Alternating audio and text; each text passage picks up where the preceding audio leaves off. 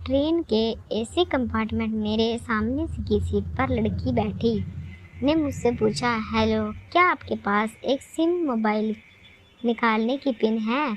उसने अपने बैग से एक फ़ोन निकाला। वह नया सिम कार्ड उसमें डालना चाहती थी, लेकिन सिम स्लॉट खोलने के लिए पिन की ज़रूरत पड़ती है जो उसके पास नहीं थी। मैंने हाँ में गर्दन हिलाई और अपने क्रॉस बैग से पिन निकालकर लड़की को दे दी। लड़की ने थैंक्स कहते हुए पिन ले ली और सिम डालकर पिन मुझे वापस कर दी। थोड़ी देर बाद वो इधर उधर ताकने लगी। मुझसे रहा नहीं गया, मैंने पूछ लिया कि कोई परेशानी? वो बोली, सिम स्टार्ट नहीं हो रही है। मैंने मोबाइल मांगा, उसने दिया। मैंने उसे कहा कि सिम अभी एक्टिव नहीं हुई है, थोड़ी देर में हो जाएगी। एक्टिव होने के बाद आईडी वेरिफिकेशन होगा, उसके बाद आप इस्तेमाल कर सकेंगी। लड़की ने पूछा, आईडी वेरिफिकेशन क्यों? मैंने कहा, आजकल सिम वेरिफिकेशन के बाद एक्टिव होता है। जिस नाम से ये सिम उठाई गई है उसका ब्यौरा पूछा जाएगा, बता देना। लड़की बुदबुदाई। ओह, मैंने दिलासा देते हुए कहा, इसमें कोई परेशानी की बात नहीं। वो अपने एक हाथ से दूसरा हाथ दबाती रही, मानो किसी परेशानी में हो। मैंने फिर विनम्रता से कहा, आपको कहीं कॉल करना हो तो मेरा फ़ोन मोबाइल यूज़ कर लीजिए।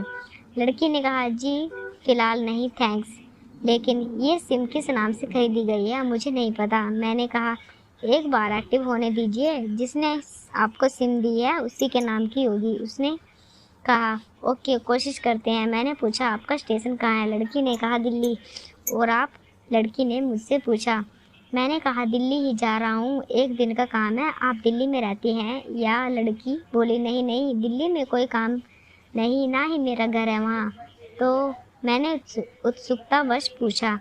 तो बोली, दरअसल ये दूसरी ट्रेन है जिसमें आज मैं हूँ और दिल्ली में तीसरी गाड़ी पकड़नी है, फिर हमेशा के लिए आज़ाद। लेकिन किस तरह की कैद से? फिर मुझे जिज्ञासा हुई, किस कैद में थी ये कमसिन लड़की? लड़की बोली, उसी कैद में थी जिसमें हर लड़की होती है, जहाँ घरवाले कहे शादी कर लो, जैसा चाहे जब वैसा करो। मैं घर से भाग चुकी हूँ। मुझे ताज्जुब हुआ, मगर उसने ताज्जुब को छुपाते हुए मैंने हंसते हुए पूछा, अकेली भाग रही हो आप? आपके साथ कोई नज़र नहीं आ रहा? वो बोली, अकेली नहीं, साथ में है कोई। कौन? मेरे प्रश्न खत्म नहीं हो रहे थे। दिल्ली में एक और ट्रेन पकड़ूंगी, फिर अगले स्टेशन पर वो जनाब मिलेंगे और उसके बाद हम किसी को नहीं मिलेंगे। ओह, तो ये प्यार का मामला है? उसने कहा, जी। मैंने उसे बताया कि मैंने भी लव मैरिज की है। ये बात सुनकर वो खुश हुई, बोली, वाह, कैसे, कब? लव मैरिज की बात सुनकर वो मुझसे बात करने में रुचि लेने लगी। मैंने कहा, कब, कैसे, कहाँ? वो तो मैं बाद में बताऊंगा, पहले आप बताओ, आपके घर में कौन कौन है? उसने होशियारी बरतते हुए कहा, वो तो मैं आपको क्यों बताऊं? मेरे घर में कोई भी हो सकता है। मेरे पापा, माँ, भाई, बहन या हो कोई हो सकता है। भाई हो ना हो, सिर्फ बहनें हो, या ये भी हो सकता है कि बहनें ना हो और दो चार गुस्सा करने वाले बड़े बड़े भाई हो। मतलब मैं आपका नाम भी नहीं पूछ सकता? मैंने काउंटर मारा।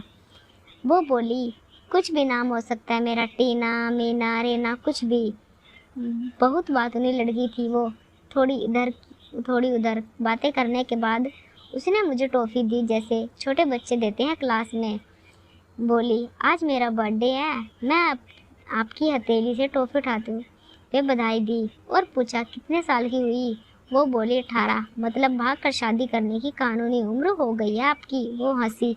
कुछ ही देर में काफ़ी फ्रैंक हो चुके थे हम दोनों, जैसे बहुत पहले से जानते हो एक दूसरे को। मैंने उसे बताया कि मेरी उम्र 35 साल है, यानी 17 साल बड़ा हूँ।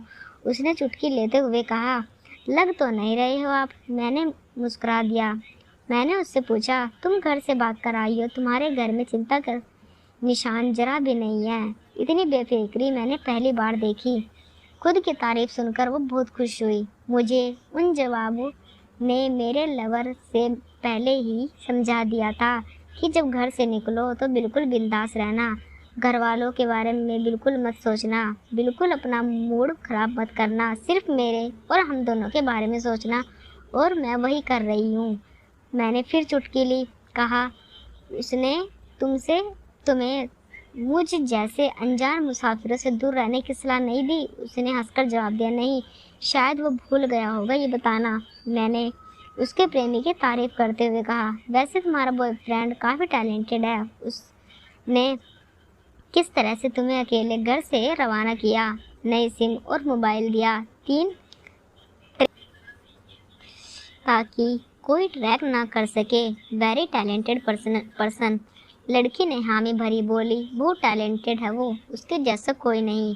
मैंने उसे बताया कि मेरी शादी को 10 साल हुए हैं, एक बेटी है 8 साल की और एक बेटा 1 साल का। ये देखो उनकी तस्वीरें। मेरे फ़ोन पर बच्चों की तस्वीरें देखकर उसके मुंह से निकल गया, सो क्यूट। मैंने उसे बताया कि ये जब पैदा हुई तब मैं कुवैत में था, एक पेट्रोल कंपनी में बहुत अच्छी जॉब थी, मेरी बहुत अच्छी सैलरी थी। फिर कुछ महीनों बाद मैंने जॉब छोड़ दी और अपने ही कस्बे में काम करने लगा। लड़की ने पूछा, जॉब क्यों छोड़ी? मैंने कहा, बच्ची को पहली बार गोद में उठाया तो ऐसा लगा जैसे मेरी दुनिया मेरे हाथों में है। 30 दिन की छुट्टी पर घर आया था, वापस जाना था लेकिन जा ना सका। इधर बच्ची का बचपन खर्च होता रहे, उधर मैं दुनिया कमा लूँ तब भी घाटे का सौदा है। मेरी 2 टके की नौकरी, बचपन उसका लाखों का। उसने पूछा, क्या बीवी बच्चों का साथ नहीं ले जा सकते वहाँ? मैंने कहा, काफ़ी टेक्निकल मामलों से गुजरकर एक लंबे समय के बाद रख सकते हैं। उस वक्त ये मुमकिन नहीं था। मुझे दोनों में से एक को चुनना था, आलीशान रहन सहन के साथ नौकरी या परिवार। मैंने परिवार चुना। अपनी बेटी को बड़ा होते देखने के लिए मैं कुवैत वापस गया था, लेकिन अपना इस्तीफा देकर लौट आया। लड़की ने कहा, वेरी इम्प्रेसिव।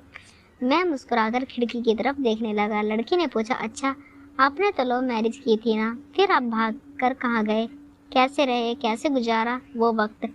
उसके हर सवाल, हर बात में मुझसे महसूस हो रहा था ये लड़की लड़कपन के शिखर पर है, बिल्कुल नासमझ और मासूम छोटी बहन सी। मैंने उसे बताया कि हमने भागकर शादी नहीं की और ये भी है कि उसके पापा ने मुझे पहली नज़र में सख्ती से रिजेक्ट कर दिया था। ने आपको रिजेक्ट क्यों किया? लड़की ने पूछा। मैंने कहा, रिजेक्ट करने का कुछ भी कारण हो सकता है, मेरी जाति, मेरा काम, घर परिवार बिल्कुल सही ही। लड़की ने सहमति दर्ज कराई और आगे पूछा, फिर आपने क्या किया? मैंने कहा, मैंने कुछ नहीं किया, उसके पिता ने रिजेक्ट कर दिया। वहीं से मैंने अपने बारे में अलग से सोचना शुरू कर दिया। खुशबू ने मुझे कहा कि भाग चलते हैं, मेरी वाइफ का नाम खुशबू है। मैंने 2 टूक मना कर दिया। वो दिन तक लगातार जोर देती रही, भाग चलते हैं। मैं मना करता रहा। मैं उसे समझाया कि भागने वाले जोड़े में लड़के की इज्जत पर कोई खास फर्क नहीं पड़ता, जबकि लड़की के पूरे कुल की इज्जत धुल जाती है। भगाने वाला लड़का उसके दोस्तों में हीरो माना जाता है, लेकिन इसके विपरीत जो लड़की प्रेमी संग भाग रही है वो उल्टा कहलाती है। मोहल्ले के लड़के उसे चालू कहते हैं। बुराइयों के तमाम शब्दकोश लड़की के लिए इस्तेमाल किए जाते हैं।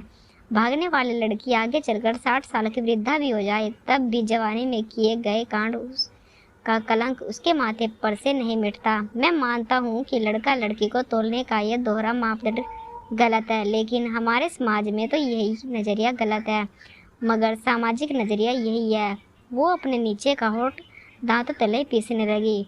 उसने पानी की बोतल का ढक्कन खोलकर एक घुट पानी पिया। मैंने कहा, अगर मैं उसी दिन उसे भगा ले जाता तो उसकी माँ तो शायद कई दिनों तक पानी भी ना पीती। इसलिए मेरी हिम्मत ना हुई ऐसा काम करूं। मैं जिससे प्रेम करूं उसके माँ बाप मेरे माँ बाप के समान ही है, चाहे शादी हो ना हो तो ना हो। कुछ पल के लिए वो सोच में पड़ गई, लेकिन मेरे बारे में और अधिक जानना चाहती थी। उसने पूछा, फिर आपकी शादी कैसे हुई? मैंने बताया कि खुशबू की सगाई कहीं और कर दी गई थी। धीरे धीरे सब कुछ नॉर्मल होने लगा था। खुशबू और उसके मंगीतर की बातें भी होने लगी थी फ़ोन पर, लेकिन जैसे जैसे शादी नज़दीक आने लगी उन लोगों की डिमांडें बढ़ने लगी। डिमांड मतलब? लड़की ने पूछा। डिमांड का एक ही मतलब होता है, दहेज की डिमांड। परिवार में सबको सोने से बने तोहफे दे दो, दूल्हे को लग्जरी कार चाहिए, सास और ननद को नेकलेस दो, वगैरह वगैरह। बोले, हमारे यहाँ रीत है। लड़का भी इस रीत की अदायगी का पक्षधर था। वो सगाई मैंने तुड़वा डाली, इसलिए नहीं कि सिर्फ मेरी शादी उससे हो जाए, बल्कि ऐसे लालची लोगों में खुशबू कभी नहीं रह सकती थी, ना उसका परिवार। फिर किसी तरह घर वालों को समझा बुझाकर मैं फ्रंट पर आ गया और हमारी शादी हो गई।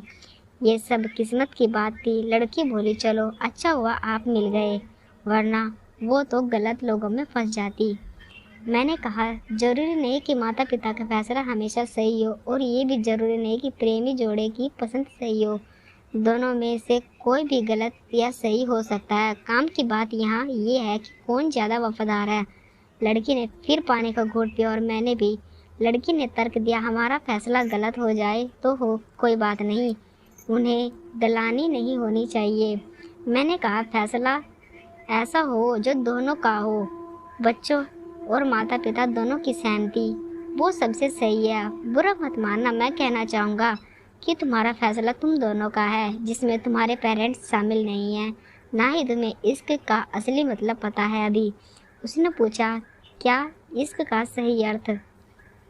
मैंने कहा, तुम इश्क में हो तो तुम अपना सब कुछ छोड़कर चली आई, ये सच्चा इश्क है। तुमने दिमाग पर जोर दिया, ये इश्क है। फ़ायदा नुकसान नहीं सोचा, ये इश्क है। तुम्हारा दिमाग दुनियादारी के फितूर से बिल्कुल खाली था। उसकी खाली जगह में इश्क का फितूर भर दिया गया। जिन जवाब ने इश्क को भरा, क्या वो इश्क में नहीं है? यानी तुम जिसके साथ जा रही हो वो इश्क में नहीं, बल्कि होशियारी हीरोगिरी में है। जो इश्क में होता है वो इतनी प्लानिंग नहीं कर पाता, 3 ट्रेनें नहीं बदलवा पाता है। इसका दिमाग इतना काम नहीं कर पाता। कोई कहे मैं आशिक हूँ और वो शातिर भी हो सकता हो, ये नामुमकिन है।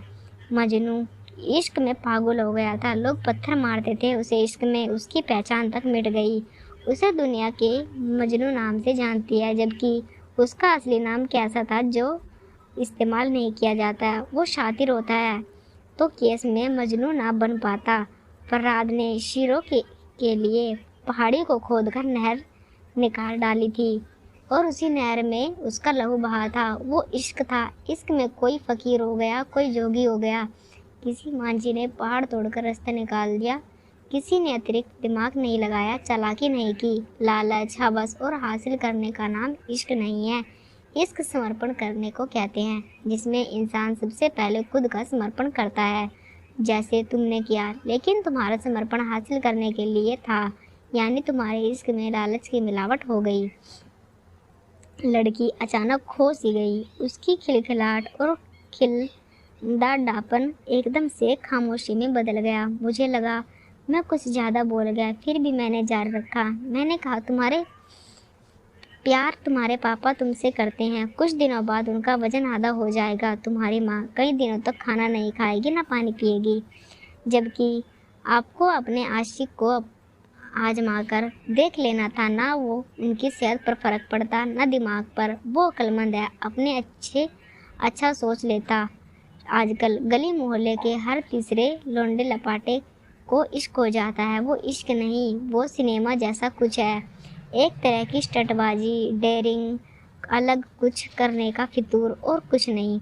लड़की का चेहरा का रंग बदल गया। ऐसा लग रहा था अब वो नहीं है।